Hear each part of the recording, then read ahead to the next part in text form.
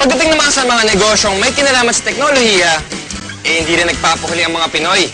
Tulad ng mga cellphone reloading station na talaga namang connect na connect sa kanilang mga suki. Sa panahon ngayon, isa na nga sa pangunahing pangangailangan natin ang cellphone. Kaya dapat lagi itong may load. At dito nakasilip ng pagkakataon ang iba nating mga kababayan para kumita. Ang V-Mobile, nakaisip ng paraan kung paanong sa pamamagitan lang ng isang telepono at isang SIM card, maaari nang makapagbenta ng load ng kahit anong network. Ano yan? Ang kaibahan nitong V-Mobile, gamit mo yung cellphone mo, makapagbebenta ka ng lahat ng klase ng prepaid, cards at saka electronic, para magkaroon ka ng negosyo. Taong 2008, nagsimula ng V-Mobile ang negosyong ito. Ang sistemang gamit nila, all-in-one load service, kaya one-stop shop ang kanilang serbisyo. Kailangan mo rito, at least meron kang cellphone, meron kang maliit na puhunan, hindi mo kailangan ng malaki, although pwede rin maging malaki ang puhunan mo. Yan ay depende sa kung plano mo sa negosyo.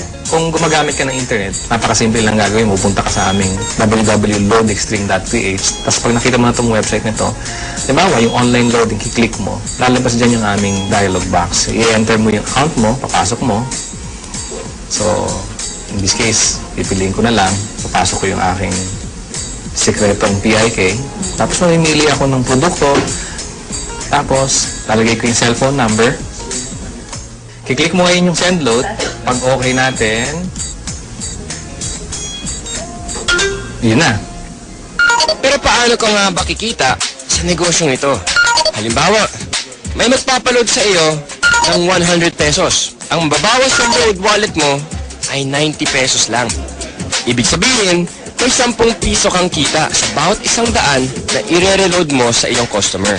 Kung kumikita ka ng 100 pesos kada araw sa pagre-reload, sa loob ng isang buwan, may kita kang 3,000 piso. Anip, tulad ni Peewee, na nakatuwaan lang daw noong una ang reloading business. Kasi nabuhat kami, nung nag-start kami noon, magbabarkada lang kami. So every night magkakasama kami. Nakakatuwa. Nung 5 lang kami nagsimula. 5 members na kami. Kapatid ko, mga barkada ko. Tapos ngayon nagulat ako, yung 5 tao nagsimula na. Ngayon, ano na kami? Almost 100,000. So actually, nag-drag pa siya ng 100,000 members. Ngayon, sa simpleng pagpindot-pindot lang daw niya ng cellphone, kumikita raw si Peewee ng mula 1,000 hanggang 5,000 piso kada linggo. Ano pang hinihintay niyo mga kapartner? Oras na para ang hilig niyo sa paggamit ng cellphone, pakinabangan niyo rin at maging isang maliit na negosyo. Kung mas pinili mo na lang manatili sa bahay ngayong summer, narito ang isang kapaki-pakinabang na tip. At dahil mainit ngayon, alam kong hindi nyo maiwasan na gamitin ang inyong mga aircon. Ito ang isang tip para makatipid kayo sa pagkonsumo ng kuryente. Ilagay sa timer mode ang aircon at iset sa 2 hanggang 3 oras lamang. Pagkatapos nito, buksan ang ventilador para mapanatili ang lamig ng kwarto. May enjoy mo na ang lamig, makakatipid ka pa. O di ba?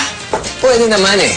Kaya mga kapartner, tandaan, dapat maging wais all the time.